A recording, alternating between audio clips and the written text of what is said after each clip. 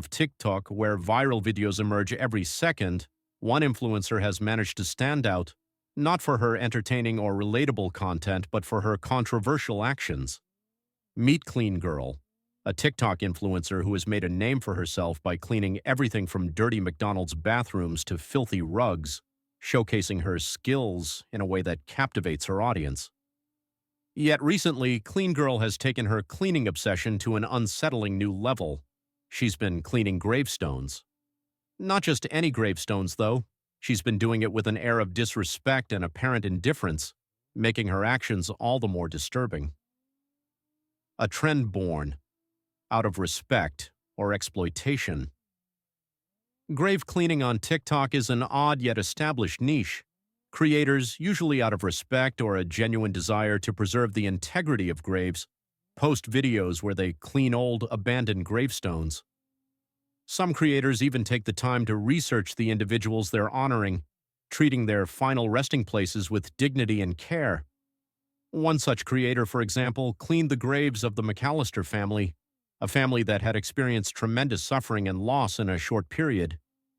The creator explained their reasons for cleaning the graves, and even went the extra mile by researching the family's history. This wasn't just about cleaning, it was about respecting the past, about showing empathy. This is the correct approach, an approach rooted in respect, empathy, and understanding. But this is not the path Clean Girl follows. The Clean Girl approach, a disturbing game of disrespect.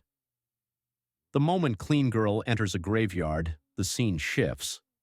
The mood becomes almost surreal, as if it were a game, a challenge, or a circus act rather than a respectful tribute to the deceased. She films herself at night, cleaning what she describes as an abandoned grave. Instead of honoring the deceased, her narration seems like an eerie curiosity, filled with questions like, what happened here? What was their life like? Her voice is robotic, detached, and her questions serve more as a way to fill the awkward silence than to show any real empathy or respect for the person whose grave she is cleaning.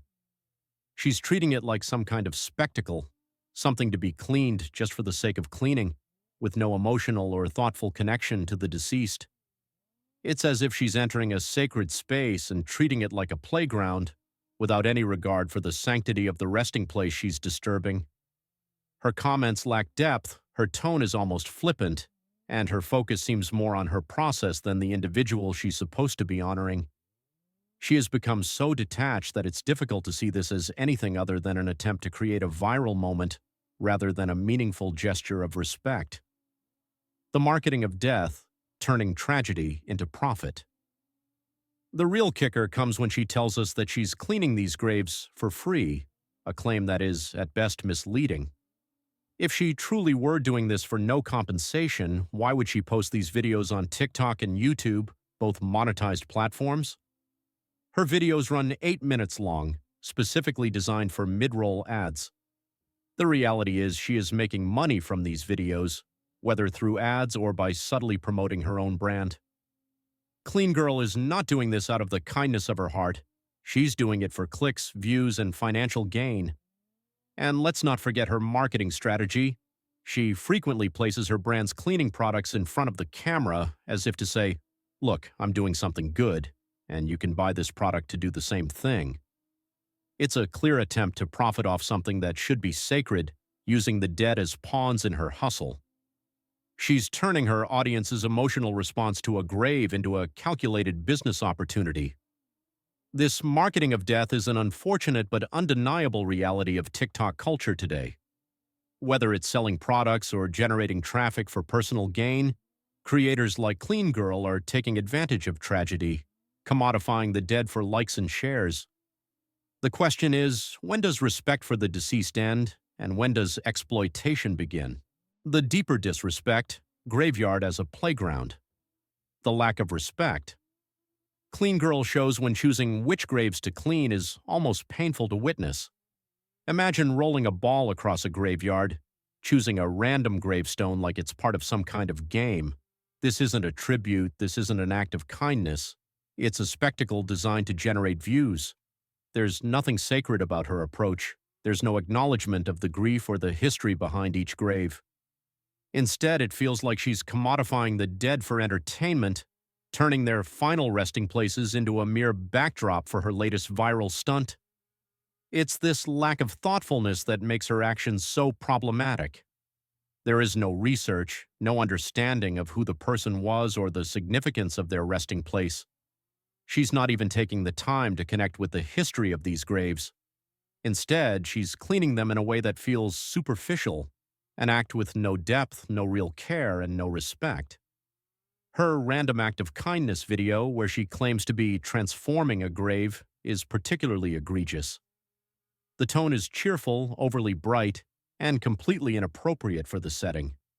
What she's doing is not transformation, it's exploitation. This isn't kindness, it's self-promotion wrapped in a cheap guise of benevolence. The juxtaposition of her bright, energetic attitude with the somber, reflective nature of the graveyard creates an almost grotesque contrast, turning the experience of visiting a grave into something akin to a game. The inescapable truth: she doesn't care. Let's make one thing clear: Clean Girl doesn't care about the people whose graves she's cleaning. If she did, she would take the time to research their lives, to understand the significance of what she's doing. Instead, she's turning these graves into just another prop in her quest for fame and fortune. Take, for instance, her infamous vacuuming scene. She cleans the grave with a vacuum that doesn't even appear to be plugged in. The act is pointless, a mockery of the real care that should be given to these sites. Then there's the issue of her replacing real flowers with fake ones.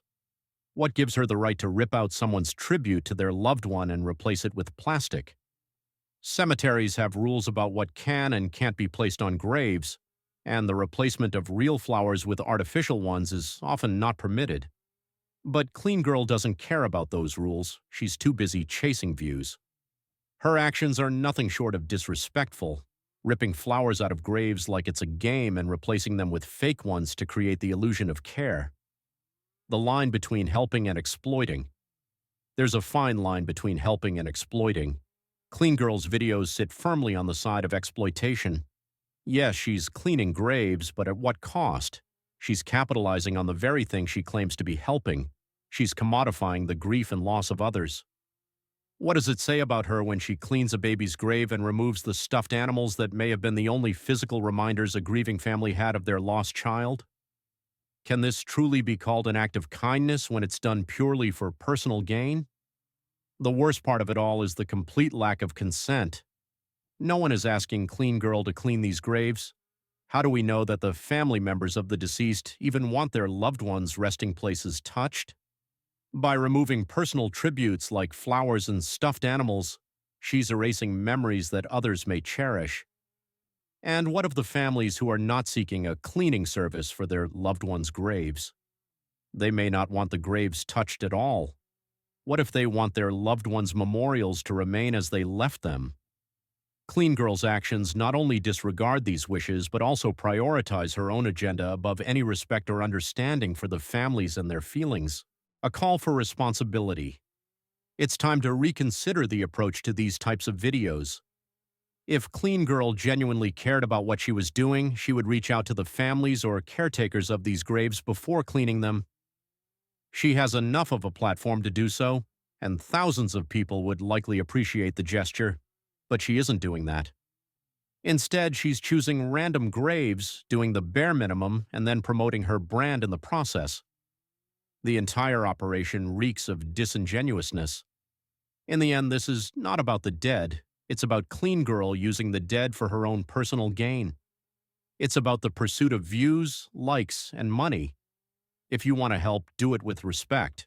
If you want to clean graves, do it for the right reasons. Clean Girl, however, shows us that her true motives lie in the superficiality of fame and fortune. The sad truth is that this kind of behavior is becoming more common on social media platforms. As long as creators like Clean Girl can generate controversy and profit off the exploitation of grief, there will always be a demand for such content. And that's perhaps the most unsettling thing of all. What does it say about us as a society when we allow and even encourage this kind of behavior?